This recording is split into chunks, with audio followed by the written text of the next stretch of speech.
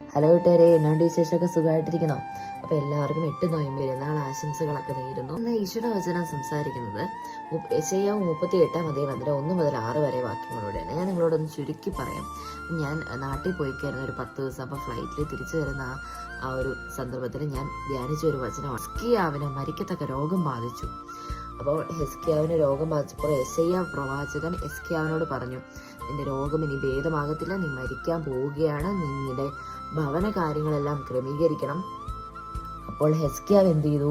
അത് വിശ്വസിക്കാതെ ഈശോയിൽ വിശ്വസിച്ച് വീണ്ടും യേശുവിനോട് പ്രാർത്ഥിച്ചു, യേശുവേ, ഞാൻ നിന്റെ ദാസനാണ്, നിന്റെ പ്രിയദാസനാണ്, നിന്റെ മകനാണ്, നീ എന്നോട് കരുണ തോന്നണമേ എന്ന് കരഞ്ഞ് പ്രാർത്ഥിച്ചു. അതിന്റെ ഫലമായിട്ട് ഹിസ്കിയാവിന്റെ പ്രാർത്ഥന യേശു കേൾക്കുകയും യേശു പറഞ്ഞു, നിന്റെ കണ്ണുനീർ ഞാൻ തുടച്ചിരിക്കുന്നു, നിന്റെ കണ്ണുനീർ ഞാൻ കണ്ടിരിക്കുന്നു, നിന്റെ പ്രാർത്ഥന ഞാൻ കേട്ടിരിക്കുന്നു, നിന്നെ എല്ലാത്തിൽ നിന്നും വിടുവിച്ച് നിനക്ക് ആയുസും സംവത്സരവും നിന്റെ ആയുസും എല്ലാം ഞാൻ നിനക്ക് കൂട്ടിത്തരുമെന്ന്.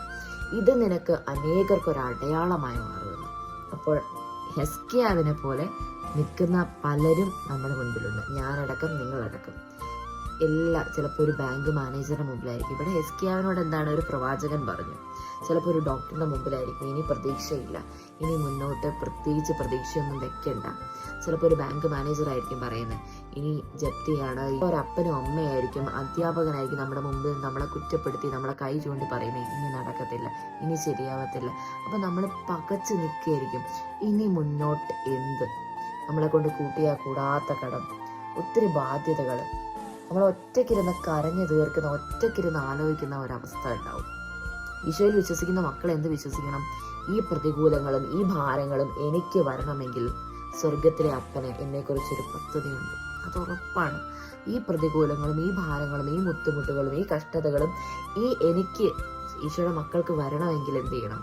അതിന് പിന്നിൽ ഈശോയുടെ വലിയൊരു പദ്ധതിയുണ്ട്. ഈശോ നമ്മളെ സ്നേഹിക്കുന്നതുകൊണ്ടാണ് നമുക്ക് ഈ കഷ്ടത വന്നിരിക്കുന്നത്.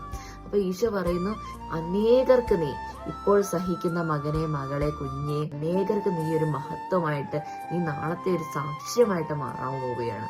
അപ്പോൾ ഈ വചനത്തിലൂടെ നമുക്ക് ധ്യാനിച്ച് പ്രാർത്ഥിക്കാം.